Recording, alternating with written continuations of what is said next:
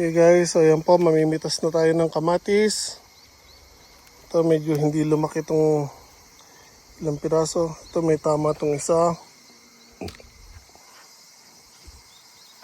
Tapon. Ito guys. Again guys, itong variety na itong kamatis na ito, matamis po siya. Masarap siyang ilagay sa salad and as is nyo kainin. Napakasarap po.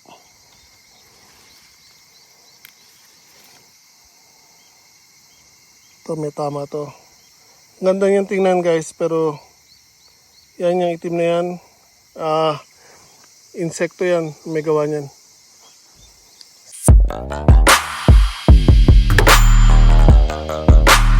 Magandang hapon sa inyo lahat guys. At andito naman po ulit tayo sa farm.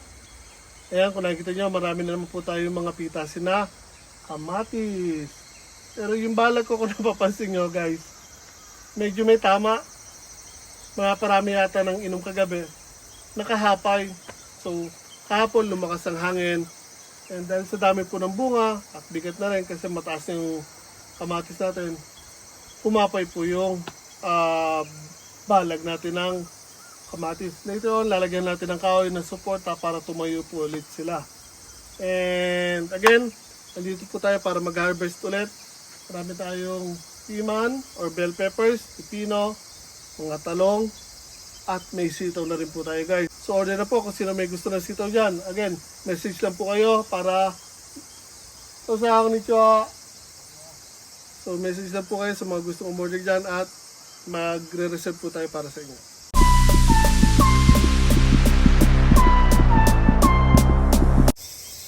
Okay guys, so patuloy na po tayo sa gagawin natin. Napachismis ako. Ano daw? Dumating kasing hapon yung matandang nakatira doon. So napakwento ko. Kaya ayun, hindi ako nakapamitas agad. And medyo matagal kami nag-usap. Ayan, actually padilim na. Kaya ito, hindi ko lang kung makakuha pa ako ng ilang video or hindi.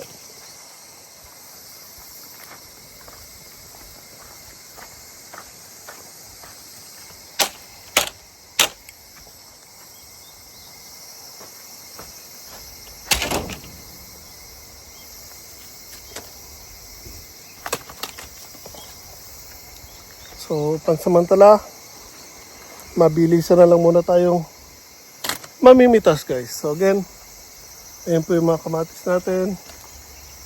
Ayan. Baliktarin ko lang camera guys para mas makita nyo. Okay guys, so ayan po, mamimitas na tayo ng kamatis. Ito medyo hindi lumaki itong ilang piraso. Ito may tama itong isa. Tapon. Ito guys. Again guys, itong variety na itong kamatis na ito, matamis po siya. Masarap siyang ilagay sa salad and as is nyo kainin. Napakasarap po.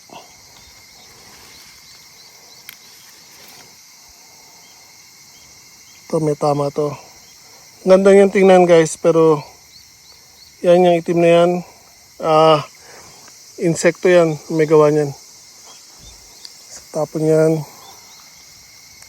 Kasi ito hindi pa masyadong hinog pero pahinog na yan. Kaya pitasin na rin natin yan. Doon na natin sa bahay papahinugin. Okay. Next. Ito ang ganda na ng kulay guys. Ito napakatamis nito. Again yung laman nito makapal. And matamis siya. Hindi siya masarap actually gamitin sa pagluluto dahil tatamis yung niluluto nyo pag ginamit nyo yung kamatis na ito. Itong pula okay lang yan, gamitin sa pagluluto. Pero ito, mas masarap to sa salad. Kaya guys, ayan po, napansin nyo, bumigay na po ang balag ko dahil lumakas ang hangin kahapon siguro. Kahapon kasi actually hindi na ako nakapunta dito. Pag-uwi ko galing sa trabaho, diretso na ako sa bahay. May ginawa kasi ako sa bahay kaya hindi na ako nakapunta dito. Okay guys, ang laki oh.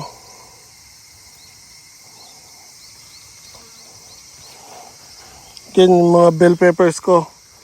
Ito dahil sa sobrang init dito, ano, naluluto yung bell pepper.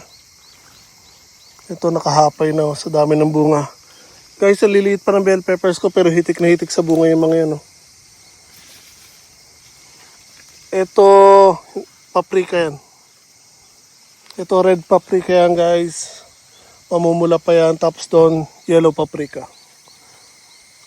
Ganyan yan, nakahapay ang kamatis natin. So dumidilim na. Hindi masyadong halata sa camera pero unti-unti na po dumidilim guys. Kaya ilagay ko lang sa stand tong phone ko. Mabilis na tayo mamimitas ng kamatis.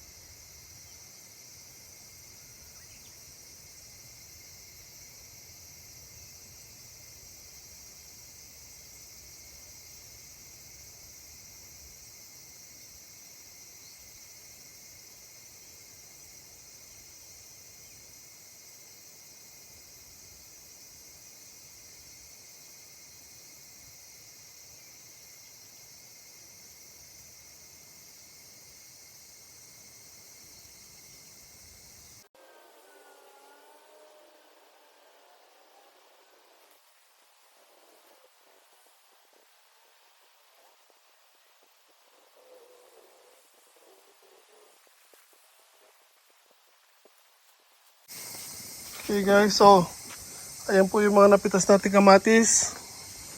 Again, ito po yung itsura ng squash tomatoes natin pero actually lalaki pa po yun ng ganitong kalaki dapat.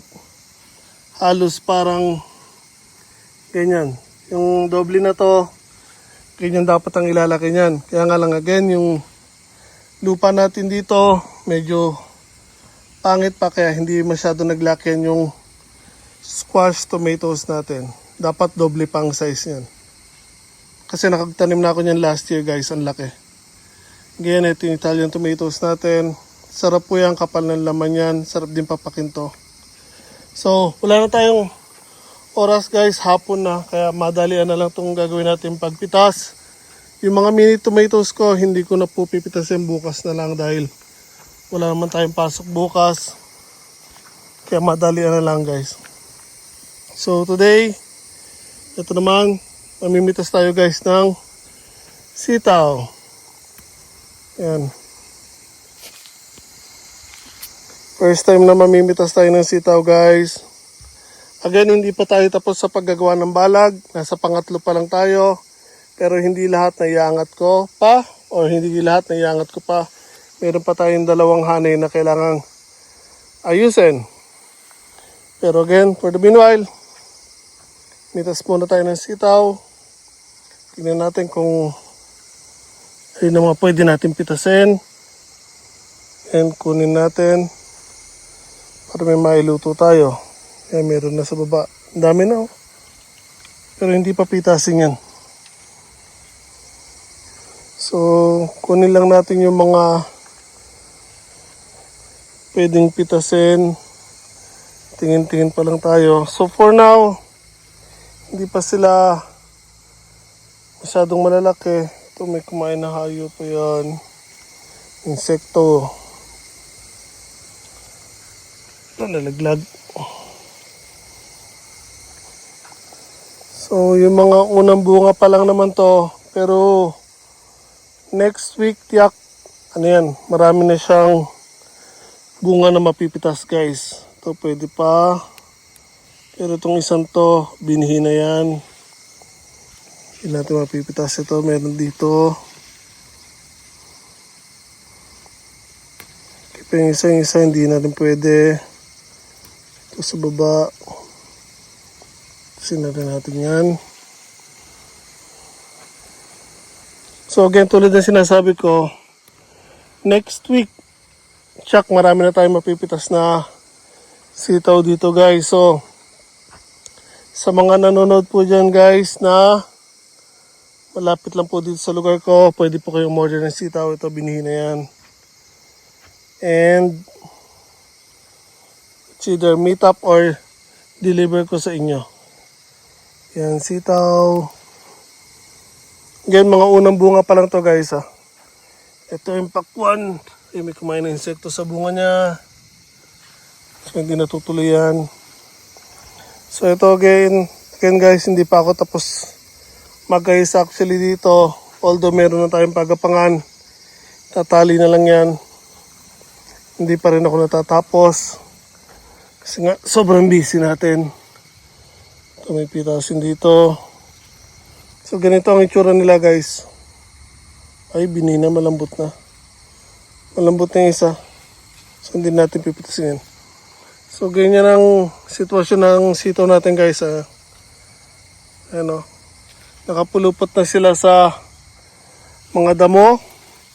Kaya pag inaayos ko sila, actually, hindi po kaya ng tapusin yun sa isang araw lang. Dahil yung pagbubunot lang ng damo and pag-aalis ng mga sitaw sa gapang nila or pagkakatali nila doon sa mga damo, matrabaho na, guys. So, yan, kaya actually, ilang araw ko na po itong ginagawa pero up to now, hindi pa rin po tayo tapos. Pero unti-unti lang, guys, dahil nga again may trabaho tayo na inuuna natin.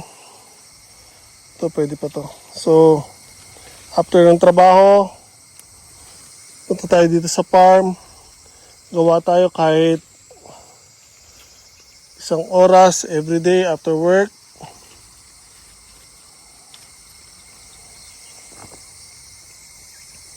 Ayan, unti-unti lang.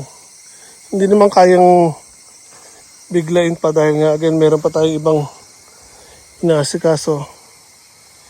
Ito, yan o. Hahanapin mo yung sitaw, guys, dito. Pero bukas, wala tayong pasok. Linggo, wala tayong pasok. And Monday, wala rin po akong pasok. Kaya, may 3 days ako para gumawa dito. So, hopefully, by Monday, matapos na natin yan.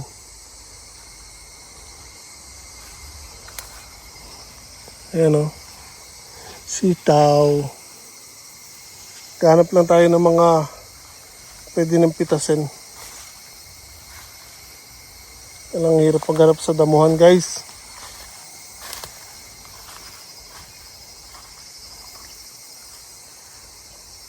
Okay, so for the meanwhile, yan na lang po muna, guys. Ito, napitas natin mga unang bunga.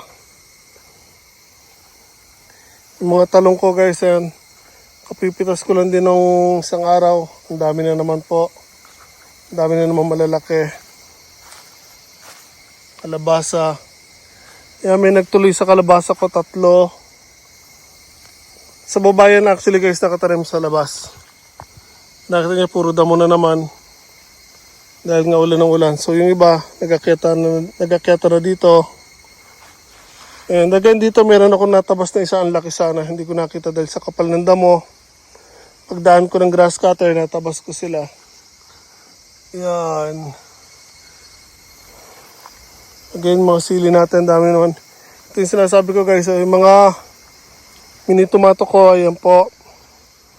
Ang dami na ring hinog. Kaya nga lang, wala na akong oras guys, dumidilim na. So, uwi na muna tayo. Dahil nandito naman ulit tayo bukas. Bukas na lang natin pipitasin yung mga yan. Mga pipino ko yan, daming nasasayang. Binabagsak ko na lang dahil nga sumasobra na laki nila.